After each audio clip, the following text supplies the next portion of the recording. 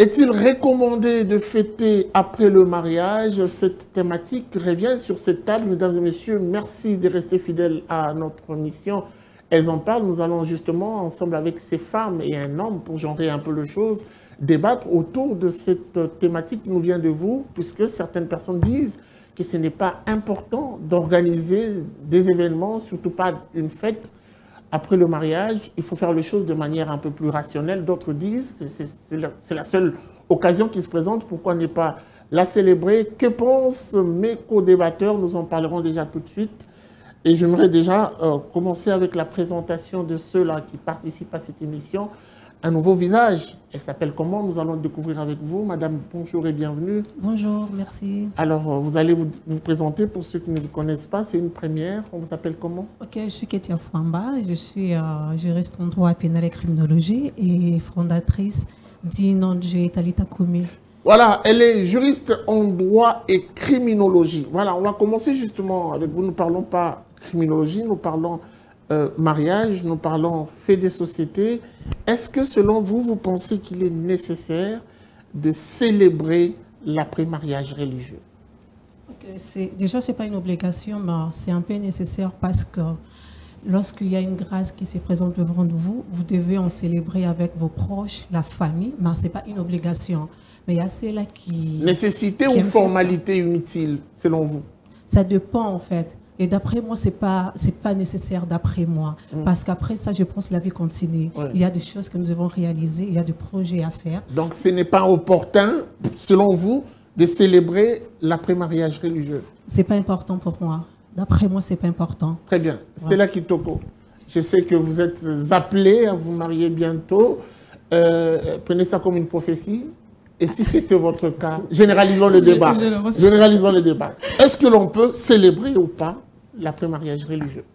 Déjà, à la base, le mariage, c'est en fait, le mariage reconnu, c'est le mariage coutumier et le mariage civil. Et le mariage religieux, en réalité, c'est juste la bénédiction nuptiale. En tout cas, pour moi, je pense que ce n'est pas une nécessité de faire une fête extravagante pour, je sais pas moi. Non, non, désolé. Pour moi, ça sert à rien. Ça sert à rien. On s'arrête après la bénédiction, s'envoyer à Pamboli ou le pasteur. Un petit cocktail vite fait. Un petit location sale et tout, pas un nécessaire. Petit cocktail, surtout, c'est un ça va vous rattraper. Les gens exagèrent. Hein? Ça va vous rattraper. Hein? Non, non, pour moi, en tout cas, le mariage, moi, je préfère encore, excusez-moi, je préfère encore rater mon mariage religieux, mais avoir ma nuit de noces avec mon mari quelque part. Oh là là, bonne déclaration. Alors, Madame Grace. Oui, merci bien. Moi, je pense que ce n'est pas une nécessité, mais c'est une obligation pour la personne qui se sent capable, qui a une possibilité d'organiser, de rassembler sa famille, ses amis, ses proches. Quelle est sa valeur ajoutée? Quelle est la valeur ajoutée de cette dépense, justement? Parce qu'on considère ça comme une dépense. Ce n'est pas une nécessité, mais c'est une obligation pour la personne qui se sent capable, qui a la possibilité de rassembler. Quand tu as tes moyens, tu penses que, pour moi, j'ai eu des gens qui m'ont accompagné, j'ai eu des gens qui m'ont conseillé par-ci, par-là, les amis et connaissances, la famille. Alors, pour moi, je peux organiser une soirée et rassembler tous ces gens et célébrer, fêter avec ces gens. Même dans la Bible, on dit qu'il faut fêter avec ceux qui fêtent. Est-ce que ça réduit la femme ne pas célébrer l'après-mariage religieux? Non, ça ne réduit pas. Parce que c'est un manque de considération, puisqu'on le sent. On doit faire montre de la réalité. Lorsque une femme ne passe pas par cette étape, c'est le monde entier qui est secoué pour dire « j'ai raté mon mariage ». Le mal avec les hommes, les gens agissent en fonction des autres. Pour l'apparence, c'est l'apparence, pour prouver au monde que j'ai rencontré un mari qui peut me faire une fête, qui peut m'acheter 3 robes de soirée pour changer. Ça, c'est la conception des hommes. Mais ce n'est pas une nécessité. Tu n'es pas obligé d'organiser une soirée après ta bénédiction nuptiale. C'est vrai déjà qu'on a 3 étapes. Il y a les 2 étapes civiles et coutumièrement, les 2 étapes où c'est une obligation, il faut passer par là. Mais après la bénédiction nuptiale, c'est l'engagement, c'est comme moi et mon conjoint, on s'est dit, ok, on va aller dire, on va demander une bénédiction auprès de Dieu pour pouvoir nous accompagner en tant que chrétiens. Ça dépend de la religion de chacun. Mais après la soirée dansante, là où on s'amuse, on loue les salles, tout ça, tout ça. C'est pas une nécessité, mais c'est une obligation pour les personnes qui se sentent... Pas nécessité, mais une obligation. Oui, pour les personnes qui se sentent capables de... On peut être capable, mais on s'en passe aussi. Ça dépend de chacun, c'est ça. Et si ça dépendait de vous? Moi, j'organise, bien sûr. Très bien. Alors, j'ai l'impression que Richard Moussafiri serait un peu contre vous tous pour dire que c'est une priorité pour lui. C'est une façon d'honorer la femme, à votre avis? Moi, déjà, je crois que l'intervention d'Estella et Mme Kessia, je crois que c'est ça. Je crois qu'on doit être vrai dans la réalité des choses. Aujourd'hui, c'est qui cette femme qui va accepter? Nous sommes en pleine République démocratique du Congo et pire, nous sommes à Kinshasa, nous voyons comment est-ce que les choses se passent. Qui est cette femme aujourd'hui qui va se mettre debout et accepter qu'un homme vienne l'épouser sans faire la fête? Parce que, voilà, ici nous allons plus loin, nous parlons d'une célébration de la fête du mariage religieux. Il y a même des gens qui fêtent le mariage civil. Après le mariage civil, tu rien en fait. C'est de la folie. Après le mariage coutumier, non. Moi, je pense que la chose qui fait en sorte que certaines personnes puissent être en désaccord avec la célébration du mariage religieux, c'est la piaka. Disons les choses clairement. Ça n'a rien à voir. C'est le manque. C'est le manque. Ça n'a rien à voir. Et ici, si on doit regarder notre conjoncture... En fait, on doit être vrai. Si on doit regarder notre conjoncture, la vie d'après, on doit préparer les gosses et tout ça, tous ces régimes ça n'a rien à voir. Tous ces régimes sur une vie financière. Tout ça, ces régimes en fait sur une vie financière. Donc, au moment où on se sent dans cette impossibilité, parce qu'après, on ne saura pas vivre, après, on ne sera pas en mesure d'élever nos enfants, après, on ne sera pas en mesure de manger les lendemains de la fête, alors qu'est-ce qu'on fait? On ne célèbre pas. Mais au moment où on a cette possibilité-là de célébrer ce mariage, appeler nos amis, appeler nos collègues pour célébrer cette fête, non seulement ça honore la femme, mais ça honore le couple que nous sommes. Et donc ne pas l'organiser lorsqu'on a le moyen, c'est un manque de considération. Moi je crois que c'est vraiment un manque de considération.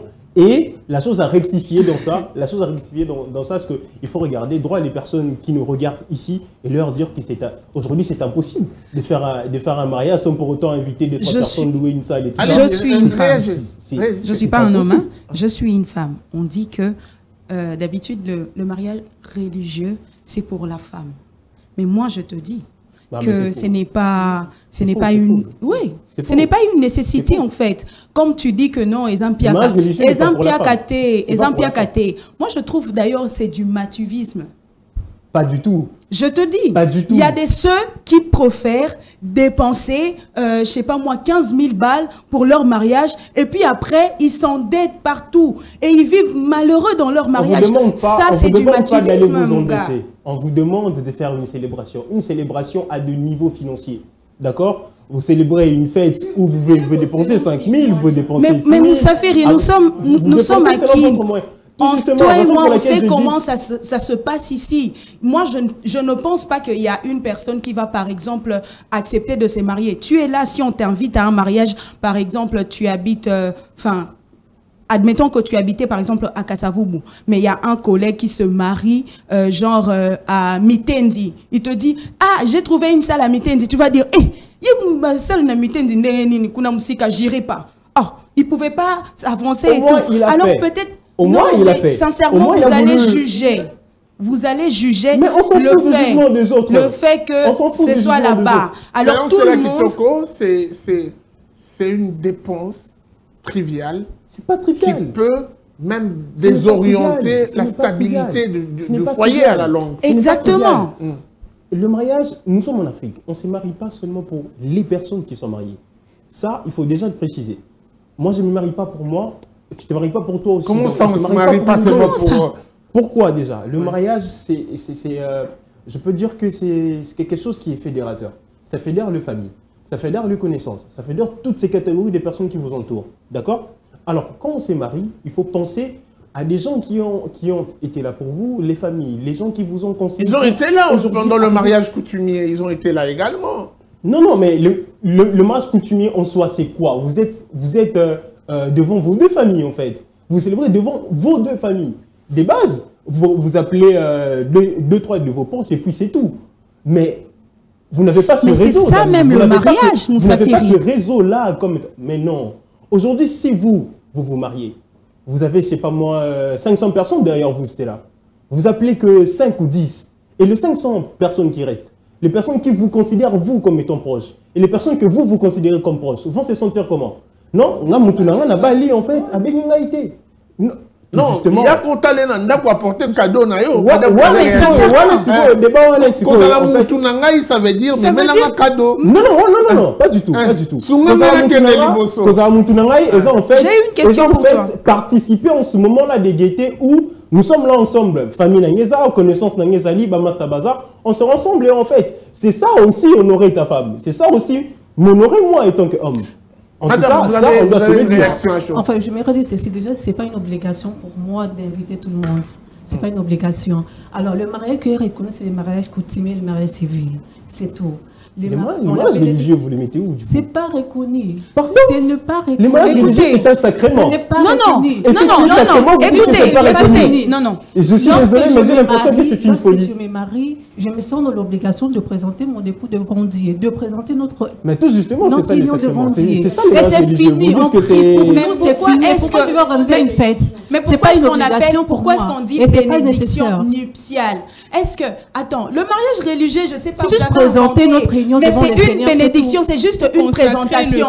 Ce n'est pas une obligation. Ce n'est pas une occasion pour faire une fête. Non, à organiser.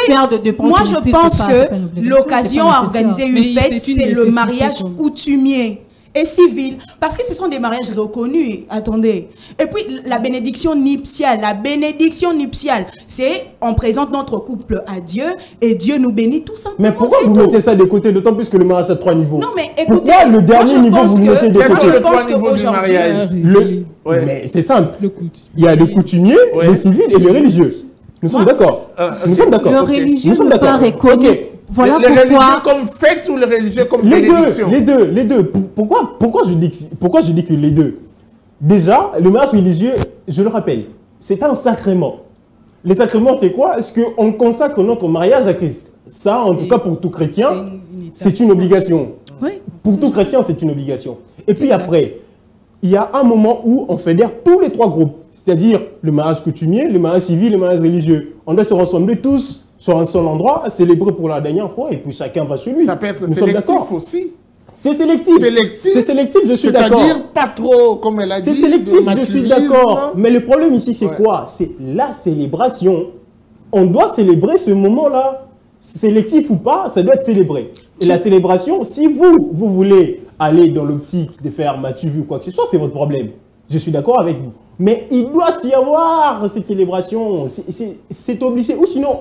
on ne s'est pas marié, quoi. Je dirais ceci. On ne s'est pas marié. Le mariage religieux n'est pas une obligation. Pourquoi? Tout le monde n'est pas chrétien. Il y a des musulmans, tout le monde n'est pas chrétien.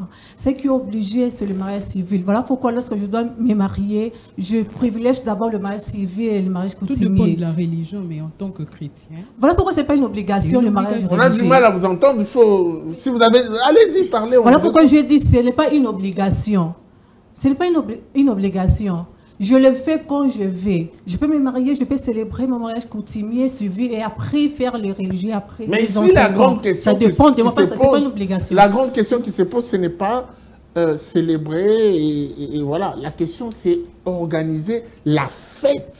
Moi, je pense que c'est la pré-fête-là. Oui. Le mariage religieux. Ce n'est pas une nécessité. Et aujourd'hui, rappelons parce que la situation, la situation telle que vécue. En tout cas, beaucoup d'hommes se sont retrouvés KO financièrement parce que leurs femmes, parce que c'est beaucoup plus, et ça vient beaucoup plus des femmes. Exact. Beaucoup plus. Ce sont les femmes, on doit le dire, je parle en tant qu'homme. Beaucoup veulent jouer à l'hypocrisie. Ce sont les femmes qui contraignent un peu les hommes à organiser pour eux ces mariages de rêve en prenant des... tu vois combien j'ai 500 personnes, écoute, mes copines seront là. C'est beaucoup plus... Les hommes ne sont pas trop exigeants. C'est beaucoup plus les femmes.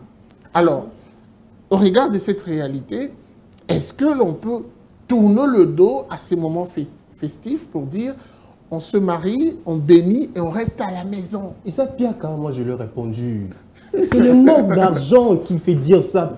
Vraiment, parce que... Non, pas du tout. Non, mais parce que les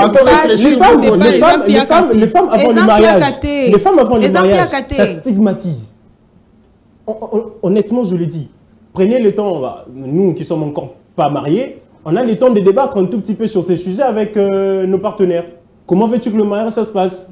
Quand la femme t'explique son mariage de rêve, mais tu es stigmatisé, tu t'es dit, mais est-ce que je serai en mesure de Vous êtes en face d'une femme qui dit que pour elle, ça compte pas. Non, mais je crois, en tout cas, je suis persuadé que c'est pour la consommation du public, ce qu'elle dit. Non, mais je suis vraiment sûr, plus que la chose, que c'est faux. Ah, ok. Que c'est faux. Elle n'est pas vraie. Parce que si on doit... On regarde une femme comme celle-là. Si c'est pas n'importe quelle femme, c'est pas la femme de n'importe quel calibre, bien sûr. Elle doit célébrer sa fête de mariage. Pas nécessairement, vous savez. Et moi, quand je la regarde, je vois que c'est vrai. Je suis en train... Écoute, je ne suis pas seulement devant toi. Il y a des milliers de personnes qui sont en train de nous suivre. Notamment le proposant s'il existe. Et je dis, en te regardant droit dans les yeux, que ce n'est pas une nécessité pour moi. Je ne vois pas pourquoi est-ce que je veux faire, je sais pas moi quoi. Ce n'est pas le fait d'être en piaka. C'est juste que pour moi, ça ne compte pas. Moi, après, je sais pas moi, un mariage civil tranquille, on peut aller à l'église devant un pasteur et tout, on nous bénit. Mais Dieu a reconnu notre mariage, c'est tout. Je n'ai pas besoin de t'inviter, même si tu es un proche. Non, je pense que même si on fait pas cette fête, ces proches-là vont me détester pour ça. Et on est quand même mariés. Non. On sera mariés.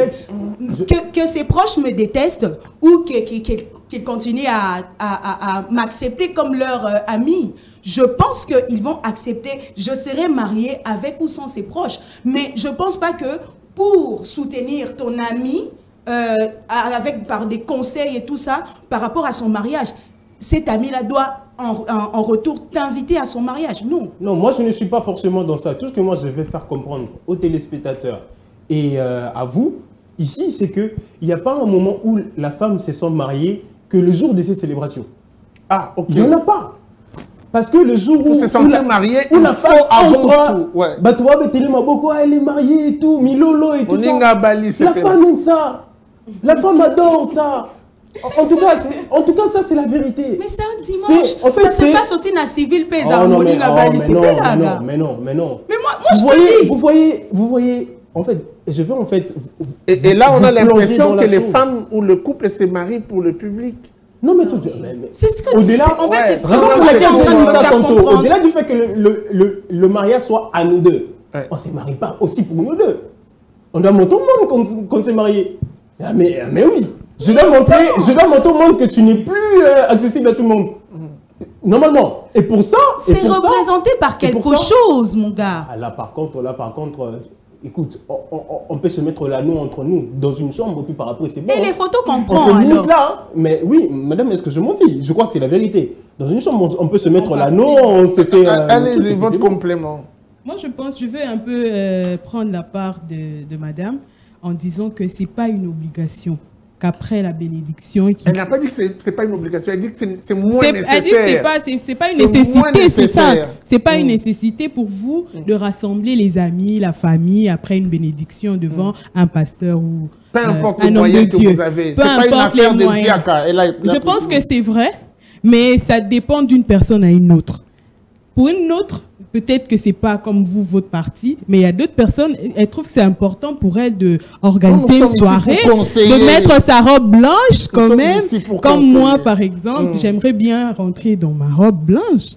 C'est une robe de rêve quand même. Mais ce n'est pas une obligation, ce n'est pas une nécessité. Quelle sera la valeur ajoutée de votre moment festif? Mais de la même manière que mon mari m'a honorée, durant toutes ces étapes civiles, coutumières, devant Dieu, pour vous. Je pense que de notre côté, notre part à moi et mon conjoint, de le faire aussi envers les invités, envers les familles, d'inviter. Mais ce n'est pas une nécessité, mais c'est une possibilité. Quelle est la valeur ajoutée de cet événement? Mais après, c'est honoré, même quand on écrit dans les invitations. Mais oui, c'est... aller dans une soirée dansante après le mariage religieux, c'est honorer qui? Il n'y a pas seulement mes invités, mes personnes qui m'ont soutenu, j'aimerais bien partager avec eux la joie que j'ai. Oui, c'est pourquoi on écrit dans une invitation, vous êtes conviés à tout ça qu'on écrit là dans l'invitation. C'est-à-dire qu'on considère la personne, mais c'est une catégorie, c'est pas toutes les gens, parce qu'il y a des gens qui sont à l'extérieur, loin, tout ça, mais on sélectionne quand même quelques membres des personnes et on invite à partager la joie qu'on a ensemble. C'est un symbole seulement, c'est pas une obligation, c'est pas une nécessité. Mais c'est quand même une dépense. C'est une dépense inutile. Assumée, c'est pas très utile et très important. Très important même. Très la plupart des gens ne viennent pas les mains vides aussi. Hein. Il y a de ceux qui apportent leur contribution aussi. Mais on ne compte pas sur ça. Je veux partager avec vous un témoignage. Je le dis comme témoin vivant et oculaire.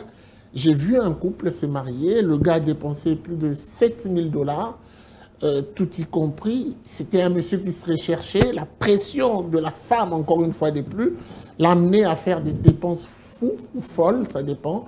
Et après, ils ont passé une semaine à ne manger que le gâteau de mariage.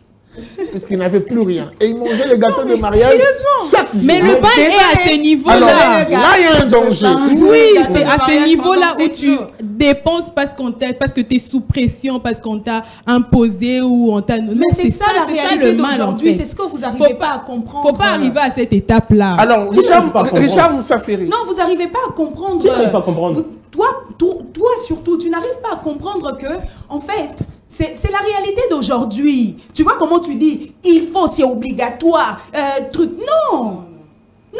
Quand tu n'as pas l'argent, la question qui arrive en fait.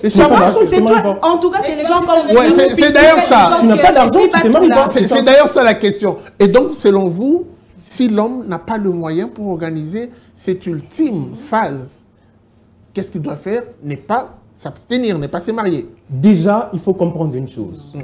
La femme, que vous puissiez le vouloir ou pas, que vous puissiez l'admettre ou pas, la femme égale argent. Mariage égale argent. Donc, au moment où, même si vous refusez de célébrer ce moment-là, après votre vie, ce sera le mariage.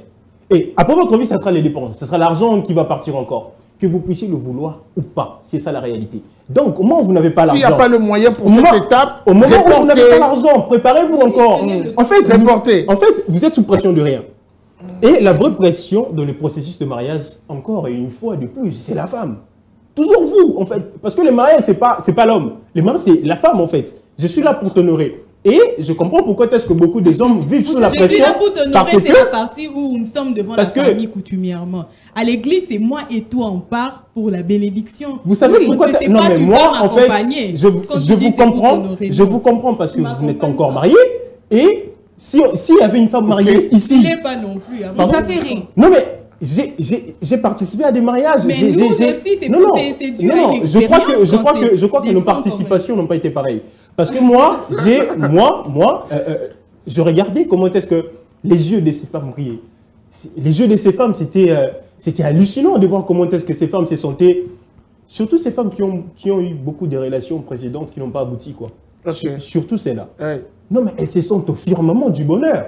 Parce qu'elles se disent finalement, ah, ok, Nabali. Et le meilleur moyen de montrer que je me suis marié, c'est de le prouver au monde. Il faut le prouver, il faut les vidéos, il faut le photo, il faut ça. Tu t'entends parler là? Moi, je pense que cet effet de prouver signifie juste impressionner. On ne se marie pas pour impressionner les gens. On se marie pour vivre ensemble. C'est ce qu'on fait, tu veux qu'on fasse. Donc, on a l'arte, il va la paix. Non, faites ezalaté. Moi, mon plaisir à moi, c'est je vais à l'église avec ma robe blanche et mon homme habillé en veste. Le pasteur dit, je vous déclare mari et femme. Ok, d'accord. On rentre à la maison. On rentre à la maison, on fait nos bagages. Écoute, on n'est pas faire le cocktail. On sort de l'église. On fait nos bagages, nous deux, mon mari et moi. On s'envole. On s'envole pour aller dépenser 10 000 $. Où on part? Ça, c'est mon mariage. Je profite pleinement de... Ouais, ça, c'est pas le mariage. C'est pas de l'égoïsme. Qu'est-ce que tu racontes? Ça, c'est ce que je veux. C'est ce que je veux. Voir mes yeux rayonner, vous allez le voir devant le pasteur, c'est tout.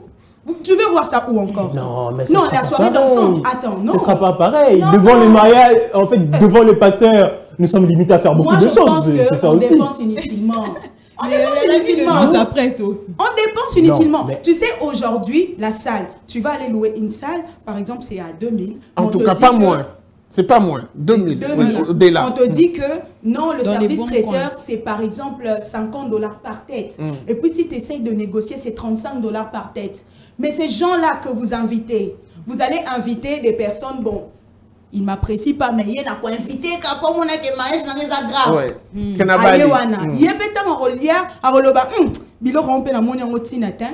y a des gens, vous, de votre côté, vous dépensez pour attendre à ce que les gens vous emmènent des trucs. En fait, parce que, écoute, Moi, en tout cas, l'année dernière, je suis allée à, je sais pas moi-même, à 7 mariages. Ça m'a ruiné. Parce que c'est quoi, en fait? J'ai l'impression que maintenant, on achète nos places. On achète nos invitations pour le mariage. Donc, quand on t'invite, c'est moyennant quelque chose. Voilà. Il faut, en revanche, emmener quelque chose. Cadeau. Encore pour des gens qui n'ont pas assez de moyens. Les mariés attendent ça. Encore pour des gens qui n'ont pas assez de moyens. J'ai participé à de nombreux voyages et à de nombreux mariages. Moi, nécessairement organiser cet événement pour recevoir des cadeaux ou pour se faire plaisir. Pas du tout. Raison pour laquelle je suis en train de dire. Raison pour laquelle je suis en train d'aborder ce problème financier. Je connais de couples mariés qui ont invité des gens qui n'ont demandé rien du tout. En tout cas, ils sont rares. On a besoin de rares. Ils sont rares. Tu suis des films, Moussafi. Non, je ne suis pas des films, je suis dans une réalité. Ici, à qui les gens, ici, à qui quelque chose. Oh non, en fait, quand on invite quelqu'un, la première des choses où on s'attend pour être honoré, nous aussi, les personnes qui ont invité, c'est votre présence, d'abord.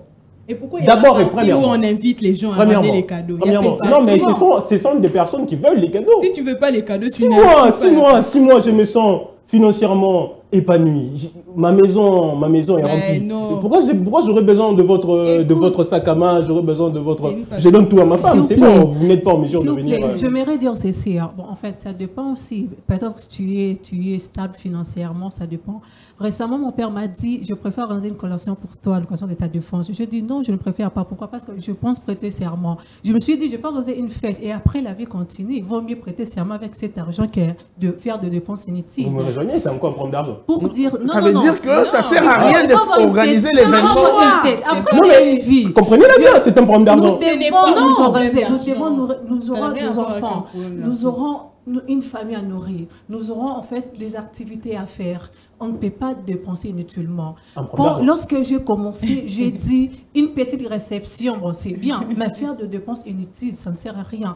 Parce que déjà après le mariage coutumier, et moi je suis très contente avec ce qui se passe maintenant. Parce qu'auparavant c'était après le mariage civil, la fête, coutumier, la fête. Mais aujourd'hui c'est le matin, le civil, le soir, coutumier, pour éviter certaines dépenses. On a moins de parce que c'est pour réduire mais oui, mais t'es pas de la famille de Bill Gates. Il y a un manque d'argent. T'es pas de la famille de Bill Gates. Mais je suis très conscient de ça. Oui. Vous me rappelez, je suis de la famille Moussafi. On va essayer de comptabiliser un peu tout ce qui intervient. Comme cela l'a fait, l'allocation de la salle, pas moins de 2000. Service traiteur, pas moins de... Ça dépend du nombre d'invités. On est peut-être au-delà de 3000. Vous avez 5000. DJ ou sonorisation, voilà. Vous avez ça. En tout cas, vous avez la chance peut-être d'aller plusieurs fois dans les mariages, moi peut-être moins. Service protocole, encore une dépense.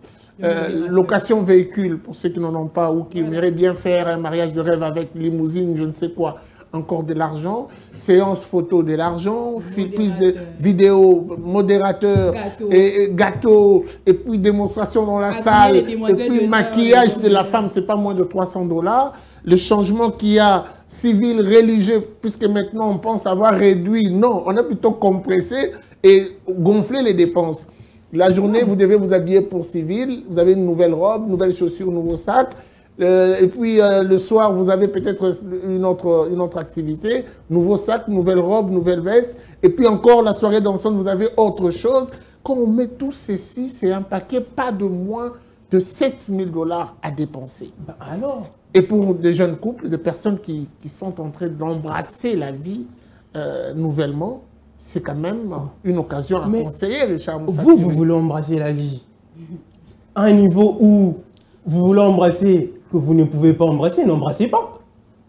N'embrassez pas. Au moment où vous voulez embrasser un niveau de vie, que conseillerez-vous à une personne qui a de quoi organiser son mariage coutumier, la dot, la pré-dot et le civil, sans pour autant avoir de quoi organiser l'après-religieux? Que conseillerez-vous à cette personne? Moi, je pense que la meilleure des choses, que vous n'êtes pas sous pression. Même le temps ne vous fait pas la pression. Donc il faut attendre. Il faut attendre, préparez-vous. Et reporter. Préparez-vous. Préparez-vous. Vous n'êtes pas sous pression. En fait, moi, je crois que beaucoup de fêtes où on est souvent dans cette optique de choses-là. Nous sommes à Kin, hein. Moi, je suis un vrai Kinois et je dis vraiment les choses que je remarque à Kin. Du vécu à Kin. beaucoup de gens qui sont dans cette optique-là de choses, ce sont les mecs qui engrossent leurs femmes avant le mariage religieux. Beaucoup en tout cas, sont dans ces cas-là. Alors, on va dans l'empressement, puisqu'on n'est pas prêt. Vite fait. Religion, comme ça, on a passé des moyens parce qu'on veut voir l'anneau, il faut beau taille, tout ça, tout ce qu'on dira, tout ce qu'on a coutumier, et puis par après, on commence notre vie. Comme là, on va légaliser après. On va légaliser après. Beaucoup de cas sont comme ça. Mais des gens qui s'assument, elle dit que non, j'ai pas de pression, je sais me respecter, je sais me contenir aussi. On va aller jusqu'au bout. Arrêtez de soustraire la dernière phase là. Oh non, je ne sais pas faire mariage civil, je ne sais pas célébrer mon mariage religieux plutôt. Mais écoute, si tu n'as pas d'argent, tu attends et tu te prépares.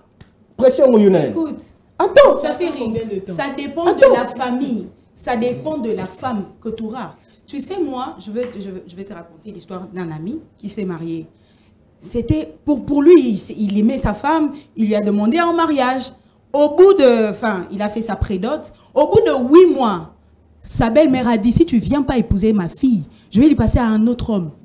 Et il était là, il n'avait pas d'argent, il était là en train de, comment je veux faire, il s'est démené. Sa femme ne comprenait même pas ça. Il était dans l'obligation, en fait. Et il était là en train, je sais pas, je peux prêter de l'argent, je peux emprunter où, tu vois, c'est compliqué. C'est parce qu'en fait, toi, tu te dis, non, je serai posée dans mon coin. Écoute, les belles familles, ça dépend de belles familles. Parce que, écoute, personne ne va te demander d'aller chercher cette fille. Et déjà, ici en Afrique, tu te mets à genoux pour dire, ce n'est pas nécessairement la grossesse. Actuellement, c'est même l'argent de la dot qu'on utilise pour la cérémonie aussi. Les belles familles sont compliquées. Moi, je te dis, je t'informe que les belles familles sont compliquées. Toi, tu vas, tu demandes en mariage leur fille et puis tu la laisses là pendant 1 année, 2 ans. Tu dis non, je m'organise pendant 2 ans, 3 ans et tout. Et cette fille-là, sa famille va dire, ce gars-là, c'est un escroc. Moi, Richard Moussafiri, j'ai des principes dans ma vie. Et je crois que mes principes, ça ne marche pas avec la réalité. Apparemment, tes franchement, surtout, ça ne marche pas avec la réalité. Déjà, je veux le dire, moi, je suis vraiment un type anticonformiste. J'aime pas faire les choses comme tout le monde. Déjà, la première des choses que, comme moi, je viens vers toi, je viens t'épouser toi. C'est toi que j'ai fait épouser, madame. Non, vous avez dit vous ne vous mariez pas pour vous. C'est contradictoire. Non. Je m'explique. Quand je viens vous épouser, vous, en fait, c'est vrai que je viens vous épouser, vous, mais l'accord vient de votre famille. Mais c'est vous que je viens épouser. J'ai parlé des pressions tantôt. Vous évitez de mettre cette pression-là, que je suis obligé, raison pour laquelle je dis qu'il faut vraiment prendre le temps de se préparer, pour éviter ce genre de choses finalement. De louper une étape. Voilà, tout justement, parce qu'au moment où vous n'êtes pas en mesure de faire le mariage religieux, vous n'êtes pas en mesure de le faire, pourquoi vous allez déposer votre dot, parce qu'il y a d'autres familles comme ça, vous déposez la dot, et cette famille ne va pas vous attendre durant 1 an. Non. Vous déposez la dot, je ne sais pas moi, 3 mois, max en tout cas. 3 mois, vous venez faire mariage religieux, et puis par après, prenez votre femme et partez faire votre vie tranquillement. Mais il y a de ces familles où vous déposez la dot, vous allez à plus de 6 mois, mais c'est compliqué. C'est compliqué pour vous, vous aurez une pression de dingue. D'où, il faut se préparer. Vraiment se préparer. En fait, le problème, ce n'est pas la dot. Le problème, c'est d'abord la prédot. C'est l'engagement là, le fiançailles. C'est là. Ces gens de famille là, ça existe. Maman même les amis de cette fille là vont dire que ton gars n'est pas sérieux. Hein. Ça fait 2 ans quand même qu'il t'a demandé en mariage. Hein. Mais attends, l'autre là a fait 5 mois, il s'est marié. Et puis ça va, cette fille là va commencer à te mettre la pression à toi. Parce que bon, après, écoute. Non, il faut se préparer. Tu sais, on est à Kin. On a vu des gens fiancer les filles d'autrui faire 10 ans et puis après venir dire que, bon, d'accord, Dieu a dit que c'est pas toi, c'est quelqu'un d'autre. Tout justement. Finalement, toi, tu vas me dire que non, je suis tranquille, je me prépare. Finalement, non. Maman, on va faire simple. Je ne suis pas prêt pour te marier, je te marie pas. On va faire simple. Je ne te marie pas. Écoute, moi moi, je ne te comprends pas. Tu dis que le mariage, c'est beaucoup plus pour honorer ta femme. Ta Mais femme, voilà, laisse-moi être prêt. que moi, j'ai besoin de faire les choses simplement. On va faire ça, on va aller même dans cette simplicité, tu me laisses être prêt à accomplir ta simplicité. Non, non, mais ça, c'est de la dictature, mon gars.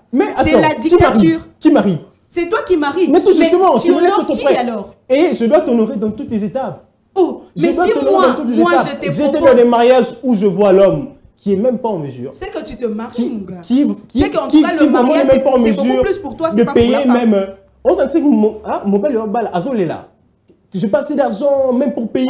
Pour la facture, tout ça. Mais moi, j'ai fait beaucoup des MC dans le mariage. En tout cas, j'en ai fait beaucoup. On sentit que vraiment, pour proposer un prix dérisoire. Dérisoire. Bon, peut-être à la limite, tu me donnes $100. Peut-être pour 2 heures du temps. Toi qui te tiens à 30.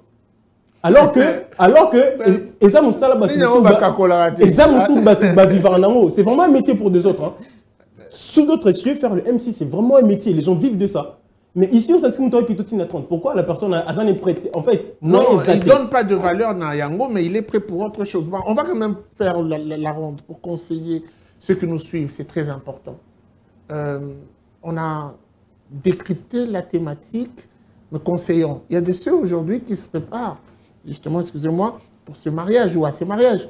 Il y a d'autres qui se disent, est-ce que on doit s'accorder sur le fait que nous devons sacrifier certaines étapes ou nous devons à tout prix remplir toutes les étapes malgré, bon gré, notre situation financière.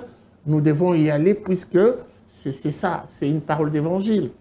Est-ce qu'il faudrait, avant que l'on se lance, peu importe les urgences, la pression ou la nécessité de se marier, nous devons nous préparer en amont à remplir toutes les étapes. Sinon, on ne se lance pas. Ce sont des questions qui bouillonnent dans la tête de ceux qui nous suivent. Chacun donnera son petit conseil.